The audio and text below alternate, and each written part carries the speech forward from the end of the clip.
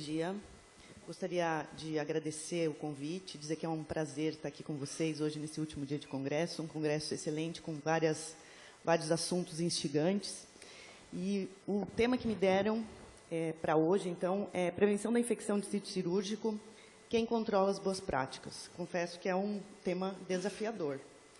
E aí, quero dizer que eu não tenho conflito de interesse, e o que eu penso que quem controla as boas práticas dentro do centro cirúrgico é Deus. No final das contas, é isso, né, gente? Bom, em Deus nós acreditamos. Mas, quando a gente vai ver, então, esse é um estudo que foi feito com anestesiologistas, uma simulação, e eles encontraram algumas coisas bem interessantes. Então, era sobre a contaminação de materiais utilizados para a infusão endovenosa. Então, dos 10 anestesistas que participaram do estudo, nenhum fez higiene de mãos. Um anestesista, a gente sabe que eles reutilizam mais de uma vez a mesma agulha para fazer drogas durante a anestesia, e essas agulhas, em geral, ficam abertas. Então, aqui, nesse caso, só um deles reencapou a agulha. Outra coisa que a gente vê com frequência é uma miscelânea de coisas na mesa do anestesista, então aqui não foi diferente. Então, as bandejas acumulavam diversos materiais junto com o material de infusão endovenosa. Abertura de seringas e outras embalagens fazendo pressão, ao invés de abrir pelas pontas. As seringas destampadas, como eu já falei. E os dois últimos pontos, eu confesso que assim, eu fiquei bastante surpresa. A abertura de ampolas de vidro, ao invés de utilizar gás, eles utilizavam roupa privativa e uso de dentes para puxar a tampa do equipo. E aí, gente, não podia ser diferente, né? Então, eles encontraram contaminação em 13% das bags de soro, em 5% das seringas e em 35% das agulhas. E aí, eu trouxe aqui algumas fotinhos, então, mostrando aqui a contaminação de um conector, aqui a miscelânea que a gente vê dentro da sala cirúrgica, aqui a contaminação das mãos, uso de adornos, a mesa do anestesista aqui com as seringas estampadas, e a clássica máscara, que eu não poderia deixar de trazer, sendo usada abaixo do nariz. E aí, qual que é o cenário que a gente tem, né? Então, por que da complexidade de controlar as boas práticas dentro da sala operatória? Então, quando a gente pensa no centro cirúrgico que a gente tinha lá atrás, a gente tinha um cenário mais ou menos assim, né? Então, eram salas amplas, com várias pessoas assistindo ao procedimento, e o melhor cirurgião era o cara que fazia mais rápido, né? Então, se dizia que o cirurgião ele tinha que ter olho de águia, coração de leão, uma mão de dama e o brilhantismo de um ator habilidoso. E hoje, o que a gente tem? A gente tem muito menos gente na sala cirúrgica, se bem que, eventualmente, a gente entra na sala e tem uma multidão lá dentro, mas a gente tem uma complexidade enorme de equipamentos, então, múltiplas telas, a questão das superfícies. Então, quando a gente vai ver a contaminação das áreas próximas à área do anestesista, a gente vê que tem uma contaminação enorme. A gente tem a questão da ventilação, da circulação de pessoas, então é um ambiente extremamente complexo.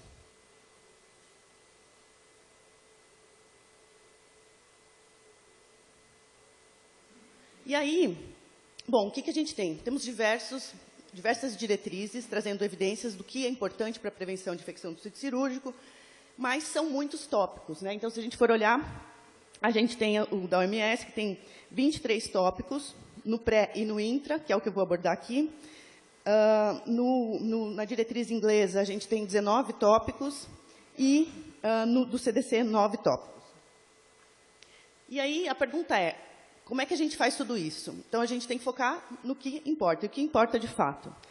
Então, essa publicação de 23 traz uma meta-análise, algumas meta-análises, na verdade, sobre medidas de prevenção de infecção do sítio cirúrgico. E aí, o que eu fiz? Eu fiz uma legendinha aqui, com as cores,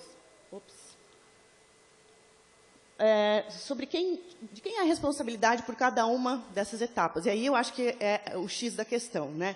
A prevenção não está focada numa única criatura. A gente tem que juntar todo mundo. Então, quando a gente pensa em tricotomia, de modo geral, quem é o responsável pela tricotomia é o enfermeiro. Não que não possa acontecer pelo cirurgião, e a gente tem vários estudos mostrando um grande número de tricotomias feitas dentro da sala pelo próprio cirurgião, mas, em tese, o que a gente gostaria que fosse feito pelo enfermeiro.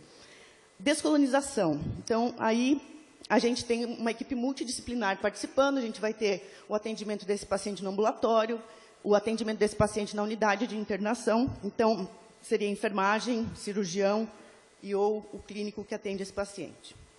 Antibiótico profilaxia cirúrgica também é uma questão duvidosa. A gente gostaria que o responsável fosse o anestesista.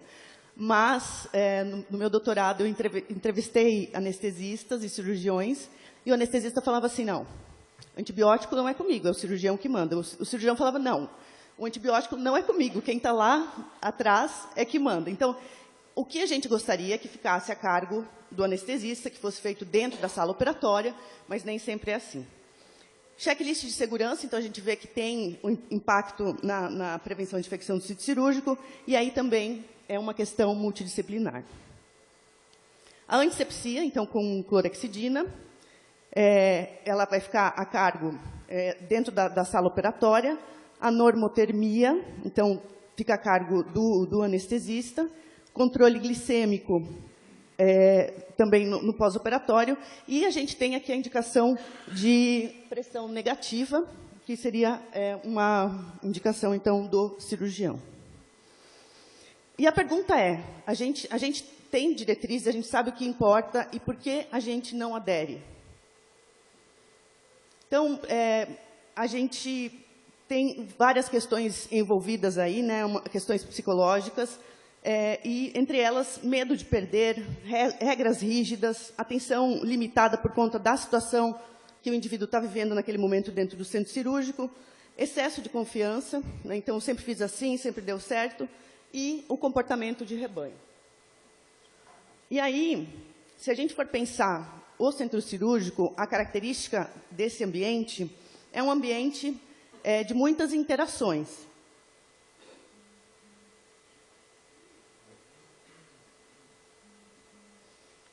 Como a gente já viu, então, um ambiente complexo, com diversos equipamentos, materiais, pessoas, interações sociais multicamadas, uma imprevisibilidade, então a gente não tem uma ideia de que vai transcorrer uma cirurgia de uma forma e no meio do caminho tudo muda. Baixa tolerância a erros, então a pessoa está sob tensão mental, estresse, a equipe inteira, e a imprevisibilidade. Bom, e aí o que a gente tem? Então, uma carga de trabalho alta, né, então tudo tem que ser muito rápido, alta pressão, tarefas complexas e prioridades conflitantes. E isso, então, acaba resultando em irregularidades. E aí, eu fui procurar o que de fato a gente monitora, né, com relação à prevenção às medidas de prevenção de infecção do sítio cirúrgico. Eu encontrei esse trabalho que foi publicado na revista da SOBEC em 2020, então, que foi um trabalho que envolveu entrevistas com enfermeiros. E aí, o que a gente identifica aqui, a gente tem 2 indicadores que estão relacionados à infecção do sítio cirúrgico. Os demais, então, são cirurgias canceladas, eventos adversos como queda, lesões de pele, absenteísmo. Então, o que a gente enxerga é abordagens muito mais voltadas à gestão do que propriamente à prevenção de infecção ou de outras questões clínicas. E aí, eles fizeram perguntas com relação a esses indicadores que eram monitorados, né? E o que me chamou a atenção aqui, e que, na verdade, não é novidade, é que a resposta com relação à coleta dos indicadores, se as pessoas consideravam complexo ou simples, então, que é um processo bastante complexo. Se eram discutidos com a equipe multiprofissional, não, né? Então, 45% só discutiam com a equipe. Esses dados também não eram utilizados para fazer benchmarking, ou seja, para se comparar com outras instituições, e também não eram utilizados como uma ferramenta para indicar ou realizar treinamentos. Então, o resumo é, são difíceis de coletar e têm um aproveitamento muito ruim na maioria das vezes. E por que a gente monitora tão pouco, né? Então, esse é um outro estudo que foi realizado em Minas, envolvendo 30 hospitais de grande porte. E aí, aqui, a gente observa... Então, eles identificaram alguns marcadores, né, como é que isso era medido, o que era esperado e o instrumento que era utilizado. Quando a gente vai olhar, então, a auditoria de antibiótico, então, se é realizada, em que momento o antibiótico é administrado, se a gente pega a tricotomia pré-operatória, então, um método para realizar a tricotomia, se era a lâmina ou era o tricotomizador, e o local em que ela é realizada. Bom, o que a gente observa, eu não vou ler todos aqui, mas se a gente for ler, a gente vai identificar que a gente tem uma grande quantidade de indicadores de processo. Alguns deles por observação direta, o que leva a gente a ter avaliações pontuais. É muito difícil que a gente consiga fazer isso de forma perene. E aí, eu trouxe aqui a questão dos indicadores de processo. Então, como eu falei, a maioria deles, ou alguns deles, são feitos por observação direta. E aí, a gente tem uma dependência de tempo e oportunidade, assim como o efeito Hawthorne. A expressão do indicador, então, se esse indicador é dicotômico, se ele é multivariado, ou seja, se é um processo que tem várias etapas, qual é o tamanho do denominador, como é que a gente vai processar, então, numericamente esse indicador. Além disso, a gente tem vários atores, então a gente precisa saber o que eu quero monitorar. Eu vou monitorar o cirurgião, o anestesista, o circulante. A gente vai ter que ter um olhar para cada uma das etapas ou das posições dentro da sala operatória. E dados de prontuário, que a gente sabe que, na maioria das vezes, eles são incompletos. A gente ainda tem muita dificuldade de campos estruturados ou de coleta em prontuários que não têm um campo estruturado e acaba dificultando muito a realização e consumindo muito tempo para a realização das coletas de dados. Bom, e aí a pergunta é, como é que a gente define o que vamos monitorar? E aí a resposta é, depende de quem está olhando. Então, se eu pensar no administrador, é bem possível que ele esteja interessado no cumprimento do orçamento, né? Então, seja na receita quanto na despesa. O cirurgião vai pensar se a sala que ele quer está disponível, se o centro cirúrgico é pontual.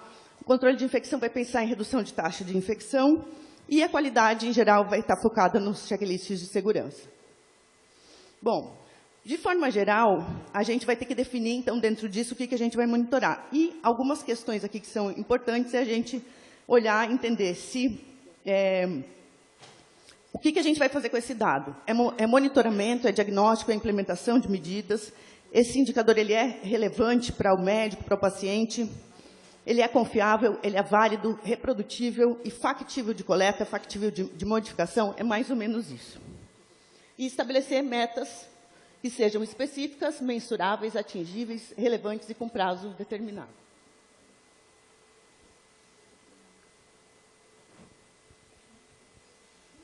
Bom, gente, resumindo, ainda me resta um tempinho aqui, mas resumindo, infelizmente não tem uma resposta diferente. Talvez vocês tenham pensado que eu ia trazer aqui uma resposta que não seja o controle de infecção monitorando esses indicadores. Eu acho que a grande dificuldade é a gente estabelecer prazos, como é que a gente vai definir, fazer essas observações. Infelizmente não dá para a gente monitorar tudo o tempo todo, e a gente vai ter que continuar acreditando em Deus, não tem muito como. Obrigada.